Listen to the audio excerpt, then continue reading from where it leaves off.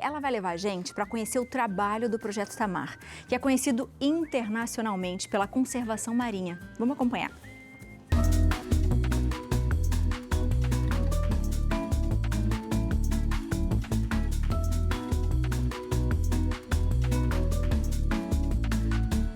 Tartarugas marinhas são répteis com membros que se assemelham a nadadeiras.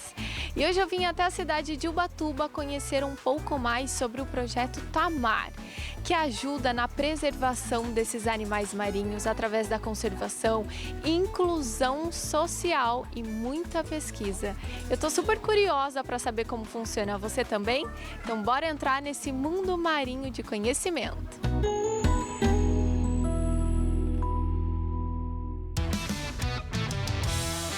E eu já estou aqui no Projeto Tamar de Ubatuba, porque o José Henrique é biólogo aqui do Tamar e ele vai contar pra gente um pouquinho da história do projeto no todo, que fica em 22 localidades e 8 estados brasileiros. É isso? Boa tarde para você. Boa tarde, bem-vindos. Exatamente, são 22 estações de trabalho em 8 estados. O Tamar monitora uma área de aproximadamente 1.000 quilômetros de litoral protegendo as tartarugas, tanto em áreas de desova quanto em áreas de alimentação. E como é que começou o projeto? O Tamar começou em 1980, a partir de uma expedição de um grupo de estudantes de oceanografia, lá da Fundação Universidade do Rio Grande, a FURG, no curso de oceanografia. Eles fizeram saídas de campo e se depararam com a situação dos pescadores matando tartarugas. E fizeram muitas pesquisas de campo. E chegaram na conclusão de que a gente tem 5 espécies de tartarugas marinhas aqui no Brasil. Existem 7 no mundo, 5 delas são encontradas aqui no Brasil, e que todas elas tinham uma série de ameaças, impactando as populações e atrapalhando o crescimento dessas populações. Foi daí que eles começaram essa proposta de proteger as espécies aqui no Brasil. O primeiro passo foi proteger os ninhos contra a predação humana, porque na época eram consumidos sem qualquer tipo de controle. Mesmo estando proibido o consumo, as pessoas comiam os ovos de tartaruga e matavam as fêmeas. Então, se você come os ovos, mata as fêmeas, você interrompe o ciclo de vida dos animais. Então, o Tamar começou nas áreas de desova. As principais áreas são a Praia do Forte, na Bahia, onde desova a tartaruga de pente, Pirambu, em Sergipe, onde desova a tartaruga oliva, e em Regência, no Espírito Santo, desova a tartaruga de couro. E aqui em Ubatuba, como é que ele surgiu? Aqui em Ubatuba já foi um segundo passo, 10 anos depois de monitorar as áreas de desova, o Tamar veio aqui para Ubatuba se preocupar com o que a gente chama de uma área de alimentação. A gente não tem ninhos aqui, não tem filhotes, mas as tartaruguinhas jovens, juvenis, vêm para cá, elas passam os primeiros anos de vida em alto mar. A gente nem sabe onde elas estão, e inclusive a gente costuma se referir aos anos perdidos, porque a gente não sabe onde elas estão. E aí, quando elas estão jovenzinhas, elas começam a se aproximar da costa para se alimentar. E aí a gente consegue encontrar esses animais aqui na região mais costeira, e elas caem com muita frequência nas redes dos pescadores. Então a nossa proposta em Ubatuba foi sensibilizar os pescadores da importância de soltar vivas as tartarugas que eles capturam por acidente nas redes. E olha só, o nosso passeio por aqui está só começando. De 5 espécies que existem no Brasil, aqui a gente vai conseguir ver 4, é isso? Isso, nos recintos aqui a gente tem 4 dessas espécies em exposição. Então vamos entrar, conhecer e aprender um pouquinho mais sobre cada uma delas. Você apresenta pra gente? Por favor, me acompanhem. Bora lá!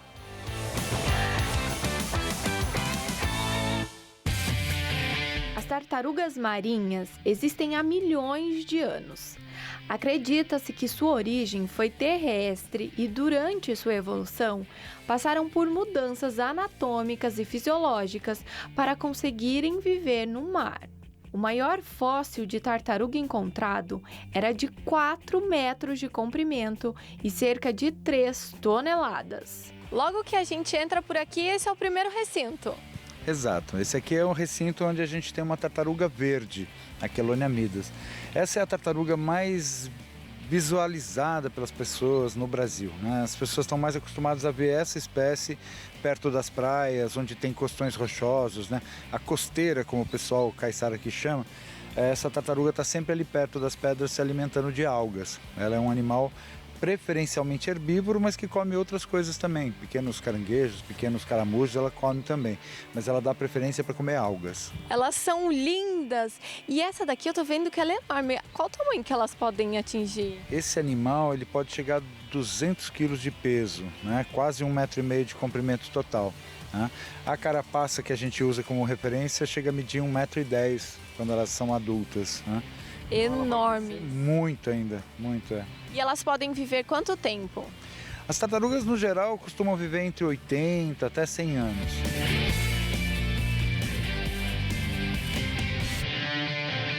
Mais um recinto por aqui e uma outra espécie? Exato, essa aqui é a tartaruga de pente. Né?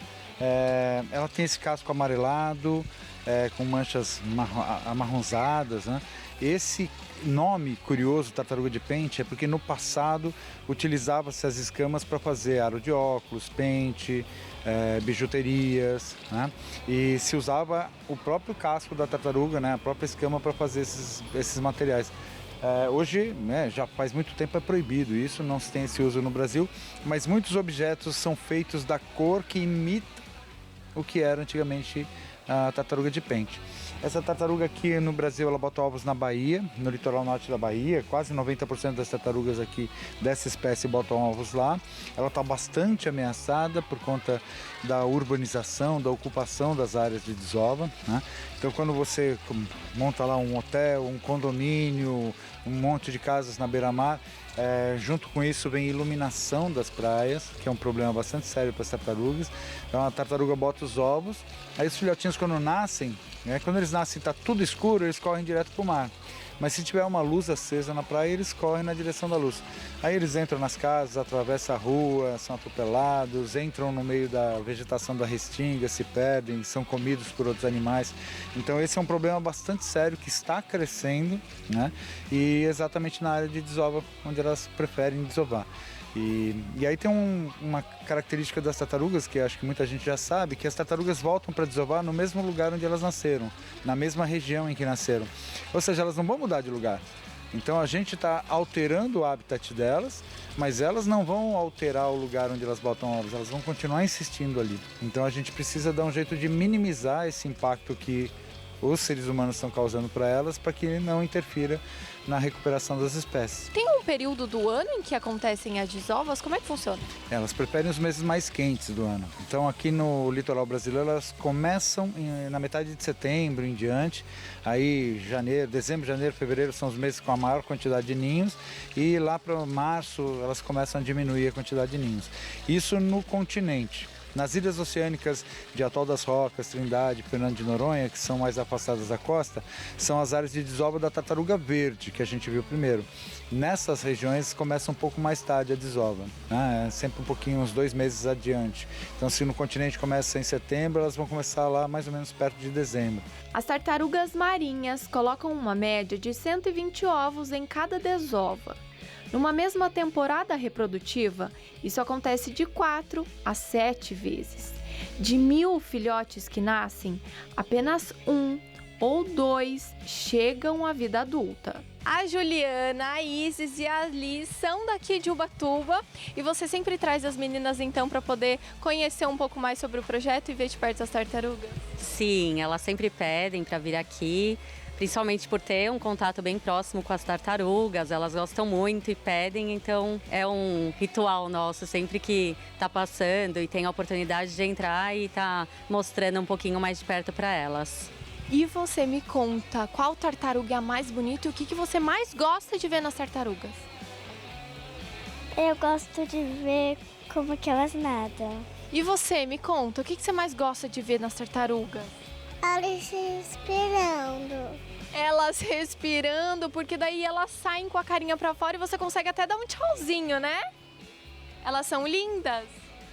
Uhum.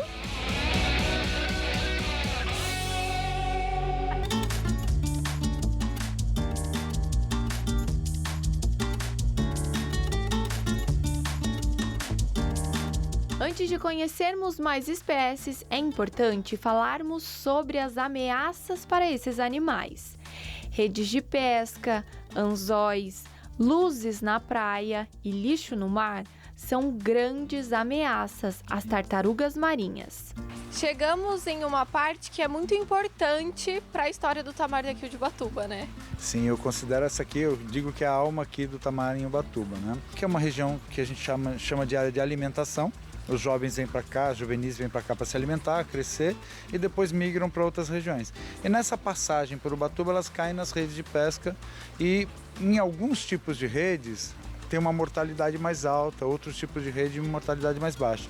O que acontece é que a tartaruga ela respira por pulmões, como a gente.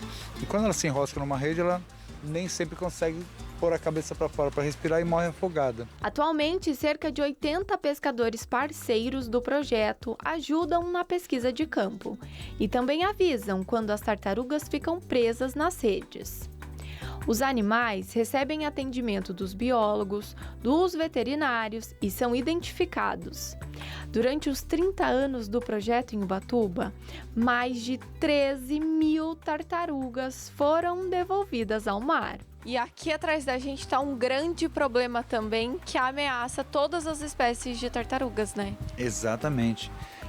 Esse é um problema grande e é um problema de todo mundo, na verdade, né? Não é um problema só de Ubatuba, nem só do Brasil, é um problema mundial, que é a questão do lixo no mar, né? Principalmente o plástico.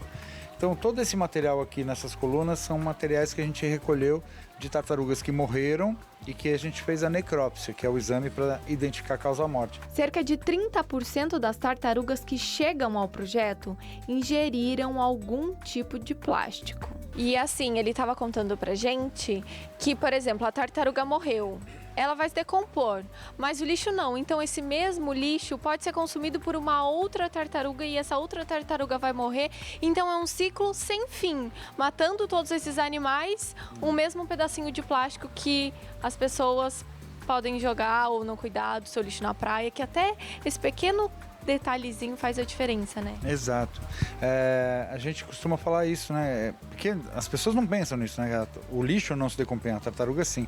E aí o que acontece com o plástico é que a tartaruga às vezes come um pedaço grande de plástico e morre. Aí esse plástico ele fragmenta em pedaços menores e vai ficar de novo disponível no ambiente e vai ser comido por outros animais.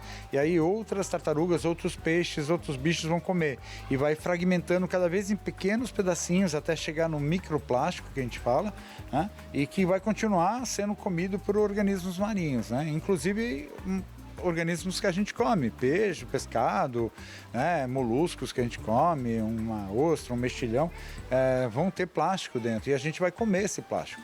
Então, esse é um ciclo que começa matando as tartarugas, mas que acaba contaminando até o próprio ser humano.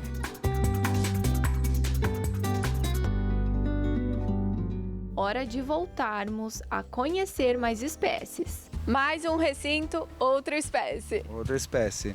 Aqui a gente tem um recinto que tem tartarugas cabeçudas. É uma tartaruga predadora de invertebrados, come siri, caranguejo.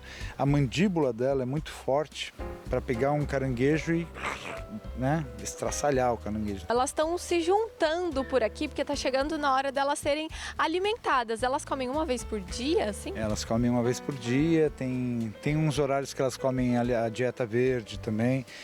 Então, aqui como elas estão no cativeiro, elas não fazem tanto exercício e elas gostam de comer muito. E se der, quanto mais comida delas come muito, elas acabam ficando um pouquinho fora do peso. Então tem o dia da dieta verde também, que a gente só alimenta com vegetais. Então bora acompanhar essa alimentação.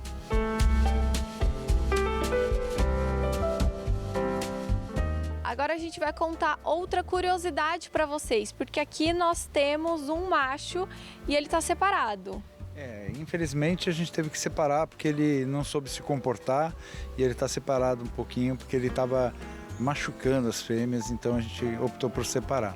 E como é que vocês sabem quando é um macho, quando é uma fêmea? Quais são as características? Então a gente só consegue saber se são machos ou fêmeas quando eles estão adultos. né? E quando são jovenzinhos a gente não consegue saber, o filhotinho a gente não sabe, só vai ver isso quando são adultos. O macho adulto, ele tem as unhas da nadadeira anterior maiores, assim, uma unha grande, forte e curva, que ele usa essa unha para se agarrar no casco da fêmea durante a cópula. E a cauda dele, né, o rabo, é bem grandona no macho. E a fêmea tem um rabo curtinho. Então a gente tem que esperar esses animais ficarem adultos para ter certeza do sexo.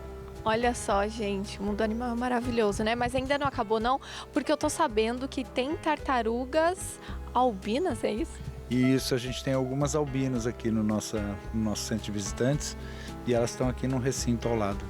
Então, bora conhecê-las.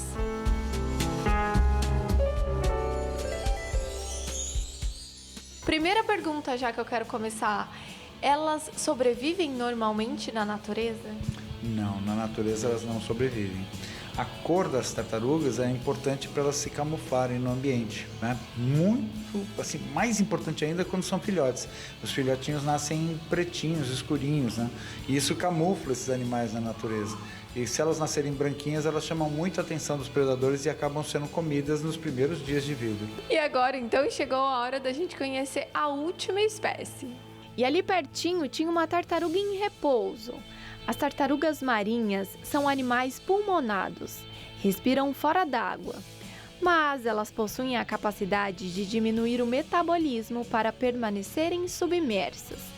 Em estado de repouso, o coração de uma tartaruga marinha pode realizar um batimento por minuto. Por fim, a tartaruga oliva. Oliva, tartaruga oliva, exatamente. Essa é uma espécie de tartaruga, é a menor espécie que existe no mundo, a menorzinha. Ela vai chegar a 60 quilos no máximo quando adulta e é a tartaruga mais comum do mundo. José, muito obrigada por apresentar esse projeto tão maravilhoso para nós, por nos receber com tanto carinho e mostrar algumas dessas espécies. O centro de visitantes aqui do Tamar em Ubatuba está aberto para receber as pessoas aqui, para a gente poder ter exatamente essa conversa. O objetivo desses animais aqui é exatamente que a gente possa ter uma interação com as pessoas, conversar sobre a biologia dos animais e principalmente sobre as ameaças, né? E como a gente pode tentar reverter esse quadro de ameaça mudando de comportamento da gente. Venham conhecer o Projeto Tamar.